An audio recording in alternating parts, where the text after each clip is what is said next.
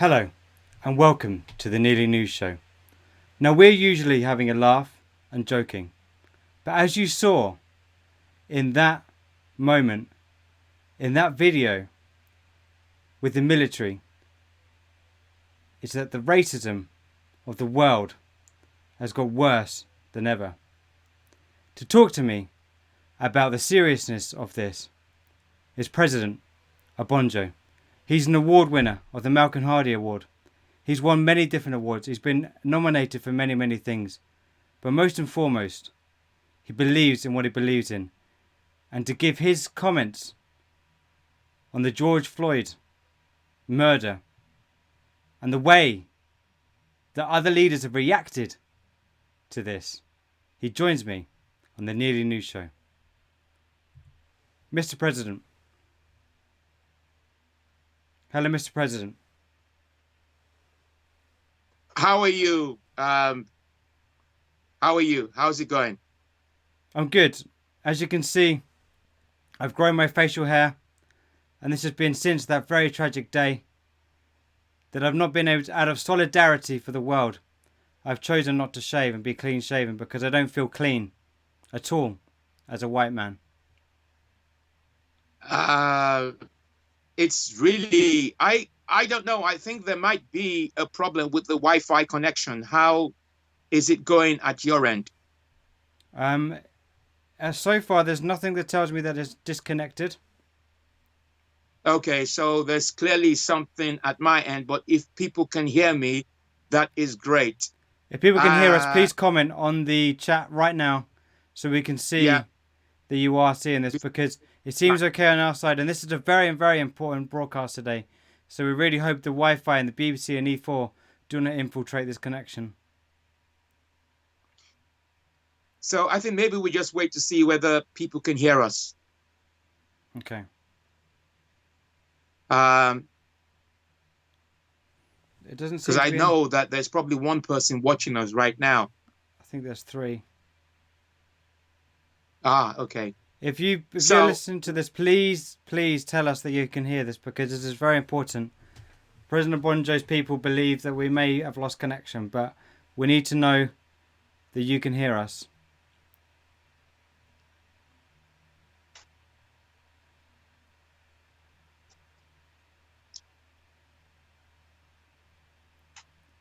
I think we'll better just run for it then, because it looks like they can see us.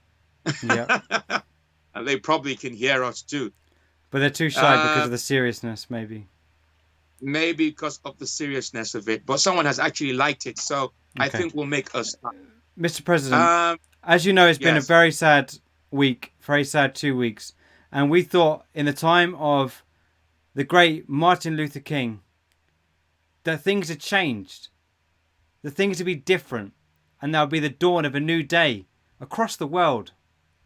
And then when Obama got into power in America, we thought that things were going to change again. But in 2020, there's one pandemic that's killed very few people. But there's another pandemic that's been around for at least hundreds and hundreds of years. And that's racism. What do you have to say? Can I begin to say that I am extremely horrified by what I saw over the last week or so ago? And I have to say to you, Luke, that it has affected me emotionally and it's made me think about my comedy and the platform that I use to perform my comedy. Let me start by saying, uh, in terms of George Floyd's family, I pray and wish them well and that they have the mental strength to deal with what is definitely a racist murder. And you know what's really interesting about this is the fact that this has happened in the West. This has happened in a country that actually says that it has freedom, justice, and peace. This is a country that tries to lecture other countries how to run and how to protect their citizens. They can't even protect their own citizens. It's tragic, and we are feeling the effects not just in America. We are feeling the effects in the United Kingdom. We are feeling the effects all over. We're also feeling the effects in Laughter Republic. And I was so disappointed, and I am still very much disappointed with Donald Trump's response. When he should be unifying, he decides, America has become a joke. He actually has decided that he will use military force against his own people. That, if you turn that around, that's almost like, America is always claiming that Syria is always attacking Assad, is always attacking his people. How is that any different? How come, for example, the United Nations has not condemned America? How come all these other countries, Western countries, haven't decided that what needs to happen is for the sake of peace, for the sake of protecting democracy, we need to invade America? It is, it's tragic. It is what's really, really failed me. Black people are hurting.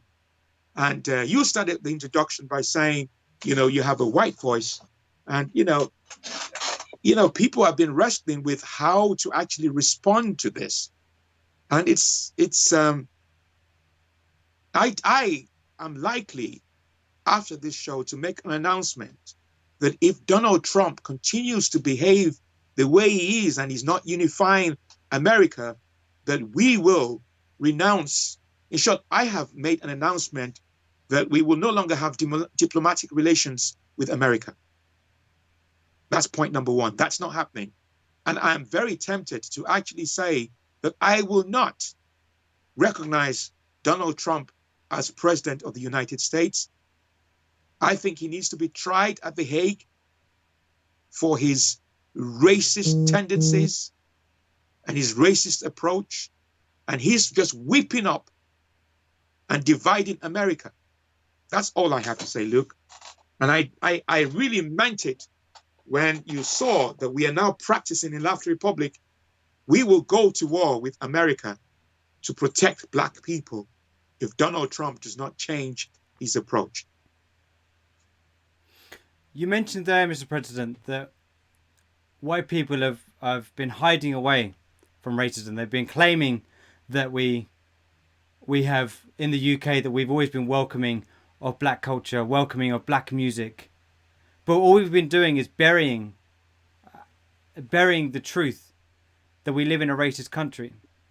And it's not just about the outward racism, not just about people using certain words or defamatory words. It's about the underlying passive racism. The racism where if there's an interracial couple, someone speaks to the white person and ignores the black person. Passive racism, like not understanding about, oh, can I touch your hair? Because it might be slightly different to mine. It's the racism that you look at somebody different because of the way they look as they walk into a room. And Yeah. I, for one, I'm not proud to be white. And I'm not proud to be British. And that's not because British people aren't great, because they are. Yeah. It's I I because I the I will minority. I think we're cutting out a little bit, but I just want to read something because I have been reflecting about my time in the comedy industry. And I remember it so well. But at the very beginning, when I used to deliver speeches at the open mic gig, when I say open mic gig, I mean, these amateur environments where you have to practice your speeches, because I've always told you I'm not a comedian. Yeah. And I remember 10 years ago, I got on stage to do a gig, and I noticed the atmosphere was very strange with the crowd. I had no idea that my comedy buddy mentioned, uh, are you there? I Because am this is here. cutting out. There's something wrong. I'm here. Okay. So my comedy buddy said after my gig, I'm sorry you had to go through that because they were being racist. I didn't even know they were being racist because I was in my element on stage. I was performing. I just totally forgot myself and I just was performing. And he said to me that he believed that they were being racist towards me. And I didn't even know at the time. But, the fact that he recognized that is the beginning, certainly is the beginning of it's cutting out. It's definitely cutting out. This is cutting out. And I'm not sure whether it's from me or whether it's from you. Are you there? Yeah, I'm here. Let's continue. Let's continue at least Okay. for another until we've been on for 20, 25 minutes, and we'll leave this in the hands of God. Okay. And so that was the first incident 10 years ago. And I also remember, because one of the things that I do delivering my speeches is I go to remote English villages all over England. And I remember going to a village, I can't remember the name. This was like 3 years ago, a village not far from Milton Keynes. And apparently, my understanding that there was only one black man in the village. And he walks in the pub, and he happened to be a gig in the pub. And as soon as I arrived at the pub, an audience member who saw me in uniform automatically thought that the person who was in uniform happened to be the black guy who was walking in the pub and that I was going to entertain them. And I used that as a way of addressing the racism in that village at the time. And then I remember this one in particular, where there were two black acts in the same lineup. I was the second act after this black act. And he did his set, and I then did my set. And then during the interval, this woman came to me, congratulating me, believing that I had done two sets, that I did my first set without the uniform, and then I changed into uniform, and I did another set. It was, it was quite interesting, to say the least. So since you began doing speeches in different pubs and different locations around the country, how do you Yeah. think the attitudes towards black comedians has changed? And black presidents? I didn't hear that. You didn't hear that, Mr. President? Say that again, hear that. I said, since you began doing speeches in comedy clubs, how do you think the attitudes towards a black president have changed? I think my view is that the platform gives me a very powerful tool. Have I played in front of audiences that have been racist?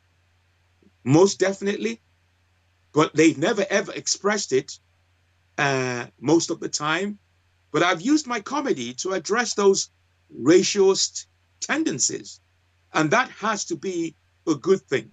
So I intend to continue to use that platform to, impact those messages and to make a difference, to change people's attitudes. Because through comedy, you can make those changes. Comedy speaks the truth. And it's about having thought-provoking material. If you have thought-provoking material, it makes audiences think and laugh. Does that make sense? It I know does. that for some people, thinking and laughing, you know, is not their cup of tea. But my audiences, they know my brand of comedy. They know they have to think and laugh. I mean, why would someone say to me many years ago after performing that your comedy brings out white guilt? Does that Yeah, make sense? it Yeah. does. Your comedy brings out guilt. Yeah. I'm just doing what I need to do, but I don't have any intentions of bringing out white guilt. But if it does, that has to be a good thing. Okay, now white guilt obviously is good in the sense that it makes somebody think and makes them aware of what they've done wrong.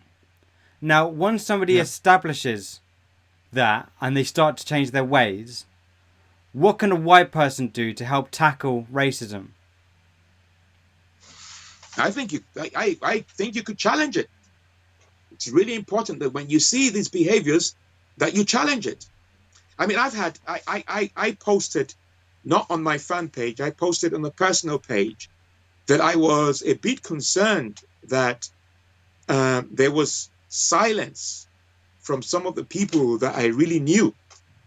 And it was quite interesting, the responses I got from my white friends.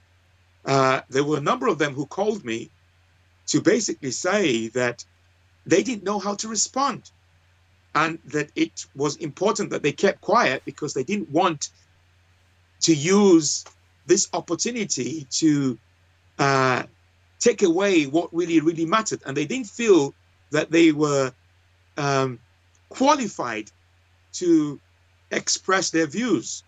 But I tell you what, I really appreciated that they called to check on my well-being. I think that's the good thing about it. But I think every single person has an opportunity to challenge these behaviors when it happens. People are in powerful positions, even if they're not in powerful positions.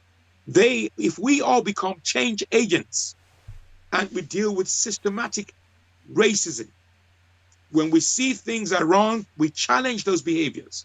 And there are good people out there. There are people who genuinely will do it. That will be the difference. You can't leave it to the government to make those changes. You can't just leave it to the government to change their policies and procedures. It's about the attitudes. And I think that's what you can do. One of my initial concerns with the beginning of these riots and protests and things, and this whole outrage that's followed the sad death of George Floyd, was that I hope it doesn't become one of those things that passes and then people just revert back to their equilibrium. Because in the past, that's what's happened. You know, we made so much progress with such leaders as Nelson Mandela and speakers like Martin Luther King and a president like President Obama, and it's incredible the work they did and what they stood for and the change they made. But it was only a temporary change. We need to change it forever. But I think that's important. I think there were lots of people who changed their profile pics to say Black Lives Matter with a dark screen. And there's nothing wrong in doing all that. But like I said to you, change only begins within you. I genuinely believe that um, George Floyd um, had such a very strong spirit. It's so strong that everyone is talking about it. It doesn't matter if you're black, white, yellow, pink, everyone is talking about it. And for me, it's made me reflect. And if you are the sort of human being who has empathy, if you know what is right from what is wrong, you will feel it and you will question and reflect and you'll say, what is it that I have done to tackle racism? What can I do differently? Am I educating my children properly? Am I being biased towards my friends? What do I know about Black culture? Well, these things are really, really important. Absolutely. I agree, and I think that's you spoke very well there, and I like that. Now, you spoke briefly about your friends who struggled to approach you or to act on what had happened because they were afraid of using the wrong words or looking like I'm only popping up during a crisis like this. Now, and afraid to start those conversations because it can be difficult or you can as a white person it can be quite concerning and you want to make a change but you don't know whether it's your right to do that. Do you know what I mean? We don't know if it's my right for if it's is it me that should speak up every time or am I taking the opportunity from somebody else that should be able to do that? And it's people understanding that they can ask and they can be ignorant. It's okay to be ignorant as long as you're willing to learn, as long as you're willing to change. I mean, I posted on my wall, like I said, not on my fan page. When this Yeah. happened, I said, what should I posted and I said, what should be the punishment for racism? And there was a long debate. Some people said education. Some people said there shouldn't be a punishment. Some people said you can't punish people for having racist thoughts. There was a wide range of responses, thought-provoking responses. But I think you are right that education is really, really important. Some people, if they have never ever experienced what it's like to be a Black person, to see racism or to have experienced racism, they will never ever understand it. So, yeah, we can no longer claim ignorance. People can no longer claim ignorance. People need to start reading because I give you an example. You can pick and choose what sort of Black music you like, and that's it. But everything else, you're not really interested in. Does that make sense? It does. That's very poignant. Yeah, yeah. So it's we're not going to be able to fix this immediately. This has been 400 years of hurt, and education is the key. Educating. Like I said, you're not the only one. Someone wrote to me today to say, look, Obonjo, Mr. President, I don't know how to respond to this. I don't experience what you experience. So I don't know what it's like to be affected by racism My because we're all in our little boxes experiencing whatever we need to experience. yeah.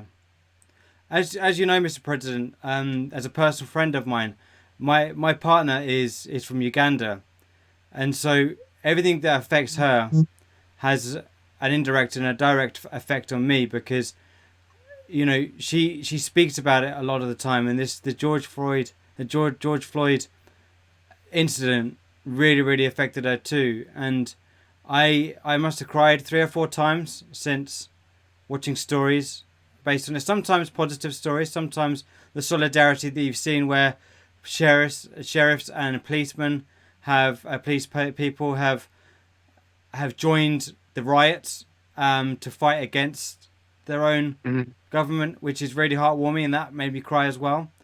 And so I'm Yeah. very much in depth and very much in a black life and black lives because it's all part of, I've had the Kwanjula, I've had a traditional wedding in Uganda and everything else. So Yeah. Yeah. I'm aware of it.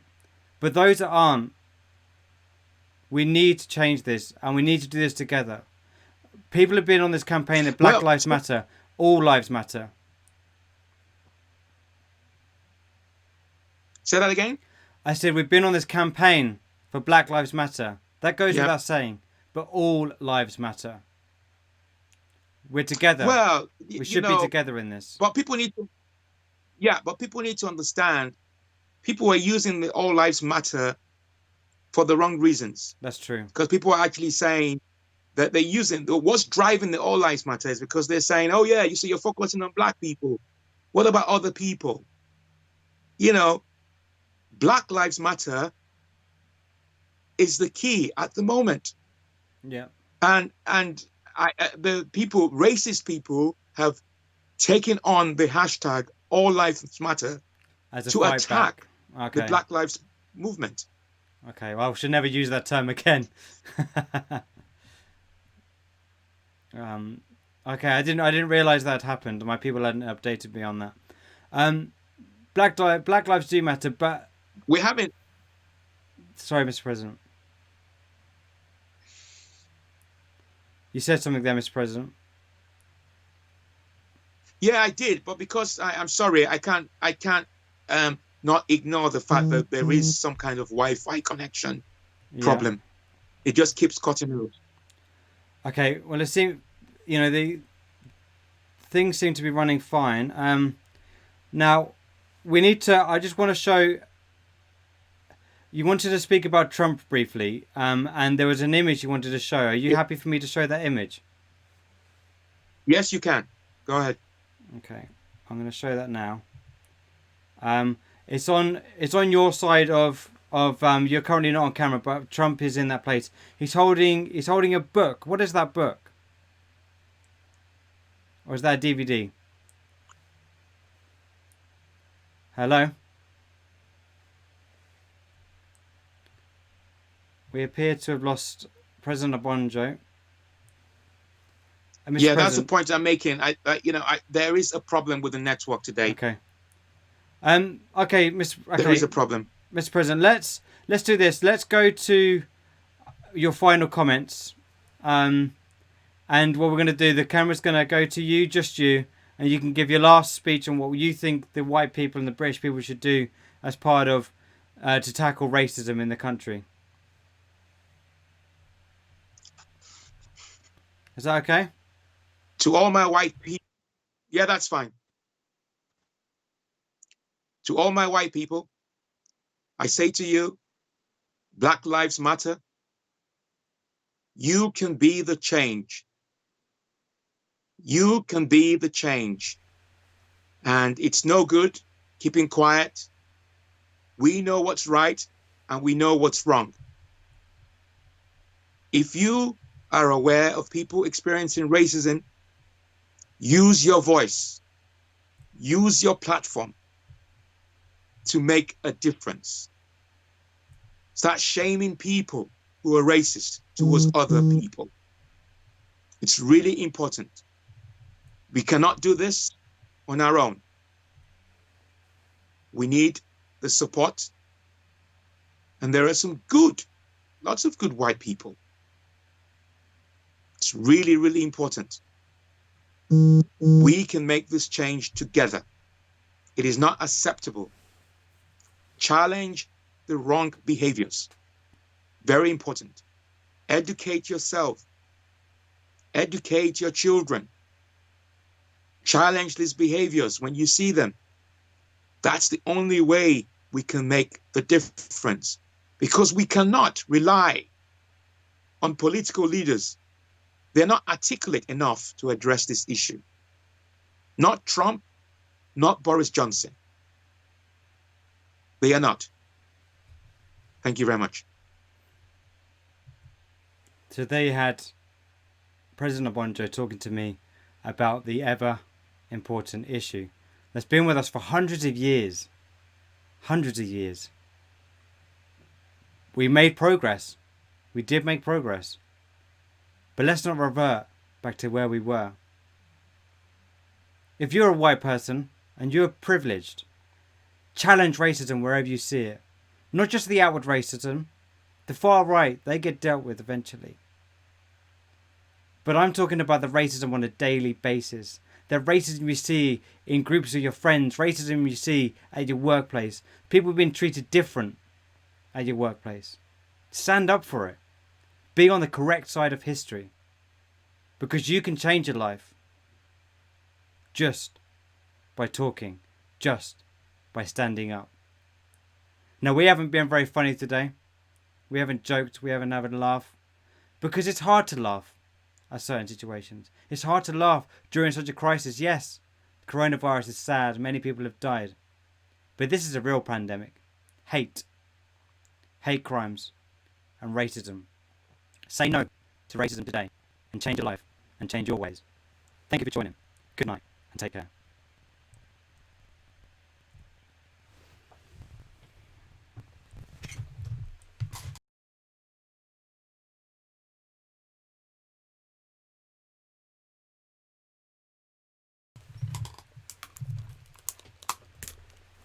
Hello, mate.